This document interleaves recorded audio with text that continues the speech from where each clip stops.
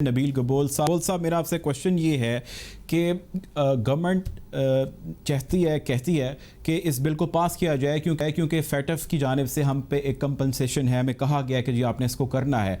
जो लोग ये नहीं करते या जो पॉलिटिकल पार्टीज़ ये नहीं करती वो हमारे साथी नहीं है, वो मुल्क के साथी नहीं है। आप इस पे सर कैसे कमेंट करेंगे और आज की सूरत हाल पे कैसे कमेंट करेंगे? देखिए, FATF का जो मसला था, ग्रे लिस्ट से हमें कहा गया जी ब्लैक लिस्ट में चला जाएगा अगर ऑपोजिशन सपोर्ट नहीं करती है। मैं समझता हूँ कि ऑपोजिशन की सपोर्ट के से आप जो है 32 ऐसे अमेंडमेंट लाना चाह रहे थे जिसमें आप जो है वो कानून नैब के अंदर लाना चाह रहे थे जिससे आप लोगों को आगे जाके कल को इमरान खान को और इमरान खान के वजीरों को ही मसला जो है उठाना पड़ता है। और बहरहाल ये आज बिल पास हुआ है, इमरान खान को मुबारक हो कि ऑपोजिशन ने वॉकआउट किया तो उनको मौका मिला ये बिल पास कराने में। लेकिन जो स्पीच इमरान खान ने किया है किसी के बाप की बात कि जी इसाक डार के बाप की साइकिल की दुकान थी और ये वो, इस तरह की स्पीच करना मैं समझता हूँ प्राइम मिनिस्टर को जेब नहीं देती है। और इसी सेशन का फायदा उठाते हुए इन्होंने और कई बिल जो है वो पास करवा दिए ऑपोजिशन की वहां पर गैर मौजूदगी का फायदा उठाते हुए, वॉकआउट का फायदा उठाते हुए। इसके अलावा फैटफ के बिल के अलावा और भी कितने बिल पास करा लिए। मेरे ख्याल में इमरान खान को शुक्रगुजार होना चाहिए ऑपोजिशन का। अच्छा सर, ये बताएं कि अब बिल तो हो गया मंजूर, चीज़ें जो है वो अब एग्जीक्यूशन की जानिब आएंगी। इस पे कोई स्ट्रैटेजी होगी? वैसे कोई अनलॉफुल एक्ट तो किया नहीं गवर्नमेंट ने, आप अब क्या करेंगे?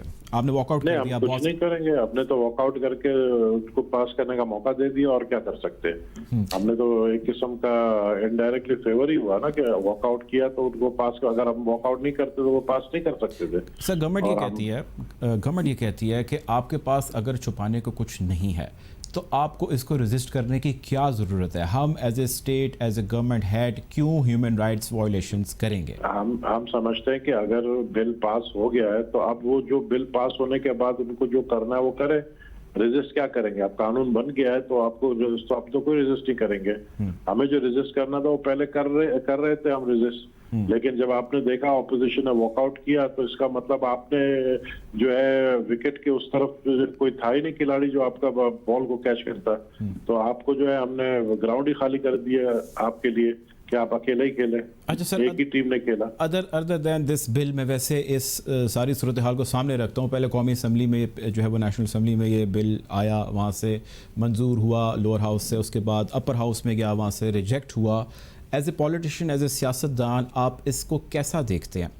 इलीगल कुछ नहीं हुआ, लीगल ही हुआ है, but lower house upper house से रिजेक्शन होना, उसके बाद जॉइंट सेशन कॉल करना और एक्ट कर देना, आपको लगता नहीं है कि जो लोग वोट से आए हैं, जो लोग गवर्नमेंट मैंडेट पे आए हैं, उनको बहुत वो हर्ट हुए इस चीज़ से, उनके सेंटिमेंट हर्ट हुए हैं? मेरे ख्याल में अगर आपको जो इस बिल में ये अथॉरिटी दी है कि आप किसी को भी 180 दिन के लिए उठाकर अपने पास रखें बगैर इंक्वायरी, बगैर इन्वेस्टिगेशन, बगैर केस का, अगर कल को आपको उठा लिया जाए और आपको 3 महीने के लिए बिठा दिया जाए और आपसे पूछे कि जी आज से 15 साल पहले आपने फिलहाल गाड़ी खरीदी थी, उसके पैसे कहाँ से आए, तो फिर आपको भी ये एहसास होगा कि यार ये इतना जुल्म मेरे साथ क्यों हो रहा है। तो मैं समझता हूँ कि इसमें काफी ऐसी चीजें थी जो ऑपोजिशन अपने आप को नहीं बचाना चाह रही थी। एक उसूल की बात थी कि भाई आप 180 का दिन के लिए आप लाइसेंस दे रहे हैं किसी भी डिपार्टमेंट को, किसी इदारे को, या आप किसी को भी उठा के बंद कर दें और बाद में जब आपको कुछ ना मिला आप बोलिए सॉरी जी 3 महीना आपको रखा था, आप घर जा सकते हैं। आपको लगता है सर कि गवर्नमेंट जो है वो कुछ जल्दबाजी का शिकार है? बहुत सारे मैटर्स में हमने रिसेंटली आज भी जिक्र प्राइम मिनिस्टर ने उसका किया, जो रेप केसेस हैं उसके हवाले से, जो पुलिस कार्रवाई कर रही है उस हवाले से। आपको लगता है कि गवर्नमेंट कुछ फ्रस्ट्रेशन का, कुछ हैसल का, कुछ कन्फ्यूजन का शिकार है?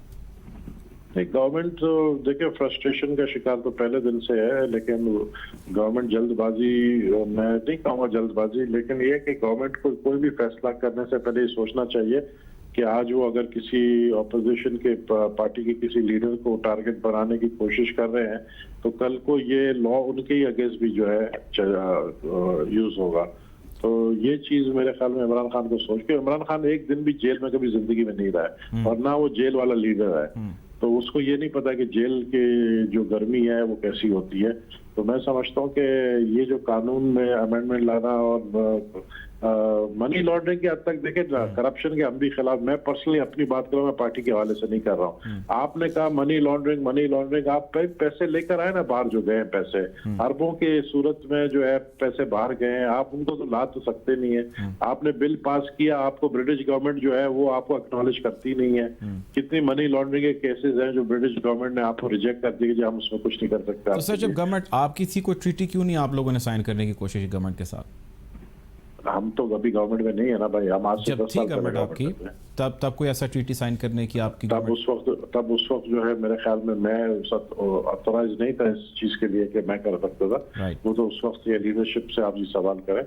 बहरहाल आज जो होने वाला है और कल होने वाला है वो मैं आपको बता सकता हूँ कि ये जो बिल पास इन्होंने किया ये इनके अपने ही गले पड़ेगी जो आज मौजूदा हुकूमत है। लास्ट क्वेश्चन आपसे मेरा ये है, फ्यूचर प्रोस्पेक्ट क्या देखते हैं आप इस सारे बिल पास हो जाने के बाद? क्या होगा? ये सारे बिल पास होने के बाद फिर ये सब लाइन से खड़े होंगे और सबके जो झाड़ू फिरेगा उसमें सब शामिल होंगे। सबसे पहले जो है वो पीटीआई के लोग ही होंगे खड़े, उसके बाद फिर जो है तो अपोजिशन के लोग होंगे, उसके बाद अपोजिशन के लोग हैं। बहुत शुक्रिया, हमारे साथ मौजूद थे नबील कबोल साहब।